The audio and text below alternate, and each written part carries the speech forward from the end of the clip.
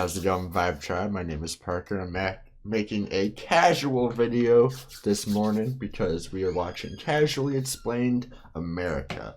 I've seen a good bit of Casually Explained before. I really like that channel. I connect with the monotone narration very much. Yeah, I kind of have a monotone voice myself, and his sarcasm just hits me perfectly for me. So we're going to be checking out what he has to say about America. I should be able to input some stuff on this one, considering I live there, and I'm sure I'll be able to relate to whatever he's saying, but I don't know. We'll check it out. Let's hop in together.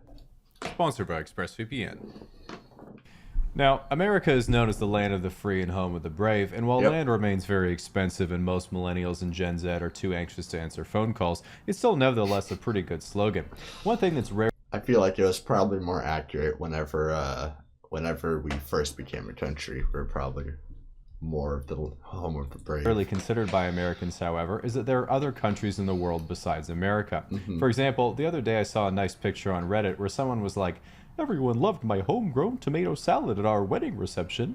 And one comment was like, "You shouldn't be having a wedding reception with dozens of people right now. That is completely irresponsible." And it had a bunch of upvotes. Then a couple hours later, the person responded saying, "I live in New Zealand, but I thought you might have liked to see my tomatoes. I'm sorry." Oh, poor guy.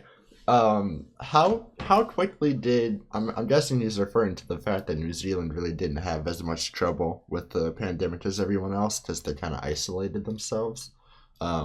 But I actually don't know how quickly they got their COVID cases under wraps, because I know it was really fast. They like shut it all down super quick.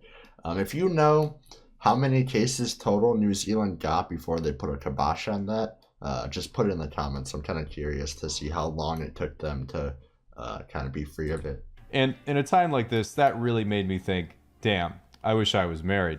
And while we're all still envious of New Zealand right now, a lot of people particularly criticize America's response to COVID-19 because 500,000 people have died from a half-assed pandemic response. But in my opinion, the number would be much higher than 550,000 if they had not locked down at all. And frankly, given the size of the country, it's remarkable that only 583,000 people have died so far. Yeah, I mean, given the size of the country and the very small size of the average American brain, I am also surprised. Now, while many consider America to be the greatest country on Earth, this is mostly only true in terms of nuclear submarines. Nevertheless, America is known for its political democracy. Political democracy, of course, being the belief that if Cyberpunk barely functions on PlayStation, surely it would have worked great on Xbox. It's for this reason one of the most exciting things to absolutely not be a part of is the American political climate. Oh God, the American political climate. I can probably only think of a handful of things in the world more toxic than our political climate. God, everybody just wants you to say anything about which side you're on so they can jump at your throat immediately. It's so toxic. It's ridiculous. It's vile, honestly. For example, sometimes I go on Twitter to make sure no one has escaped into the real world, and it's always an eye-opening experience because there are really only two types of people on Twitter. On one side, there are the ones that think Trump is the Lord and Savior of God's flat earth, and on the other side are the people who think that denouncing a bottle of syrup relinquishes them from their original white sin. Oh, isn't that Aunt Jemima? Is I was talking about the syrup brand Aunt Jemima? Apparently they found out that it had a lot of racist things in the past. I don't know the full story about that. If you can give me some context on the whole Aunt Jemima controversy, I'd be curious about that. And also, yeah, Trump being the savior of God's flat earth. That was a beautiful comment. I think that sums it up pretty well. Some academics have suggested this kind of division could lead to a civil war, but in my opinion, as someone who grew up with Xbox Live and a microphone, it's sounding a lot more like a Halo 3 lobby than Fort Sumter 1861. Yeah. For starters, if there is some type of conflict, it's already a no-brainer who would win. One side collects military-grade firearms as a hobby, and the other side thinks mental illnesses are Poke badges. Oh, it's so true. Oh my God. Yeah, no, so see, a civil war nowadays would be weird because it really wouldn't be between the people and the people. I don't think it would more be between the people and the government. Like if there were a civil war, it would be just, United States government versus the United States people for some reason. I don't think it would be like a North and South Democrat Republican thing, mainly because if the people start fighting the people, the government's just gonna shit on all of it. So I think people would figure that out and just try to unite against the government. But in today's modern era, that shit ain't gonna work. So probably not gonna happen regardless. Second of all, if you get a kid from California to march to the deep south, when he sees 3 bedrooms in a yard for $100,000, you can be pretty sure he'll be welding trailers, driving a lifted F-150, and banging Joe Exotic real quick. Yeah, I mean, in a similar vein, he said in his example, he went from California to Louisiana. I moved from near Chicago to Nashville, and I saw a similar thing that he's saying.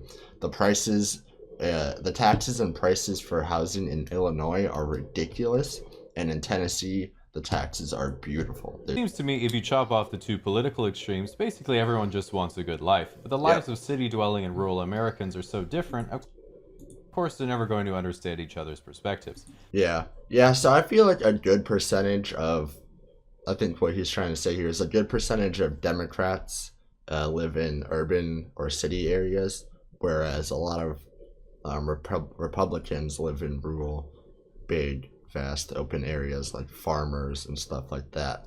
And that is probably, for the most part, true. It's the same story back during the actual Civil War. Even though they were fighting, both the North and the South were ultimately saying the same thing. Black people should be free. I wouldn't say the South was saying that, but I wish they were. Now, one of the craziest things about America is that your drinking age is 21, as opposed to Canada where it's 18 or 19, or Europe when it's whenever you have the balls, or Latin America where laws are just things that police make up when they see a tourist. Now, a lot of people think it's ridiculous that you have to be 21 to buy alcohol, but personally, I think it makes a lot of sense. I think it's ridiculous. If my neighbor was some 18-year-old kid, and I saw him in the yard dual-wielding a Kimbo P90s and obliterating a paper cutout of his ex-girlfriend taped to a sandbag, I'd think to myself, well, good thing he isn't drunk.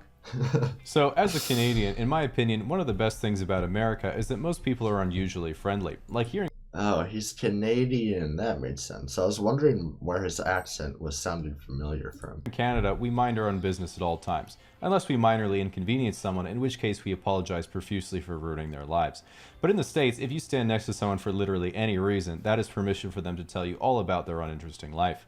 So one of my most American experiences was when I went to Disney World, and I was waiting in a fairly long line for... Oh, God, I feel like this is about to be a good story with the way that this is lined up. But before I hop into this story here with this line at Disney World, I wanted to talk about, he was saying that in Canada, most people, mind their own business. Unless they bump into you, then they apologize profusely. But in the States, you're just free to talk to someone, and it's normal. I will say... that depends on where you are, because there's a big difference on walking up to a random person and talking to them in, say, Tennessee, where I live, out talking to some country bumpkins. They're going to talk to you all goddamn day.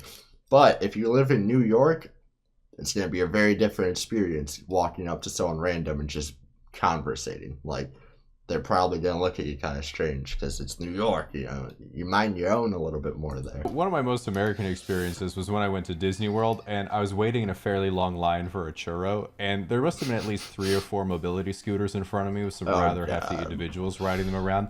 And while that makes sense because it's Florida, the part that got me was when another 300-pound dude in a scooter just cut in front of me and was like, a lot of traffic today. And I was just thinking, traffic? Sir, this is a churro line. And then as I was still processing what was happening, a lady about the same size wheels up behind him with a cone full of churros sticking out of her purse.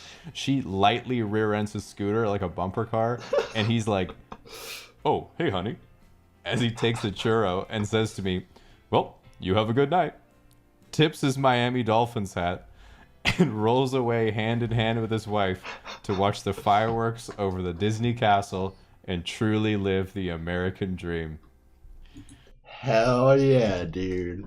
Where's the American flag in this picture? I'm disappointed that it's not all over this screen after hearing that shit. Yeah, mobility scooters, seeing stuff like that. You don't have to look very hard. You don't have to try hard to find them. You'll see them in just Walmart. Like, just grocery store and around. You'll see that kind of situation. So, yeah. So anyway, that's my argument against universal health care. Now, let's say you want to get out of it. Ooh, getting political now. He got political. America, but you can't because there's a wall. Instead, you can use ExpressVPN to reroute your connection to nearly any country in the world. Yeah, I actually have ExpressVPN. I would very much recommend getting a VPN in general. I'm not going to say you have to get specifically Express. Do what you want to do, but do get a VPN. Very important nowadays. And it's nice being able to just see content from all over the world. Very nice. Anyway, I hope you guys enjoyed this more casual video. I'm literally wearing a robe, so I hope that I fit the vibe pretty well. I really enjoyed watching this. I love talking about America and what makes us weird and the wacky things we do, because there's a lot of them. If you can find more videos like this, let me know what they are, and I will be checking them out. All right, you should see this Thursday. It's going to be a little bit late compared to my normal. And then you should see a video tomorrow on Friday. But that's it for today. I will see y'all tomorrow. Peace out. Love y'all. 5-star goodbye. All we got is a bag in the backseat. And it's love we share, not shabby at all.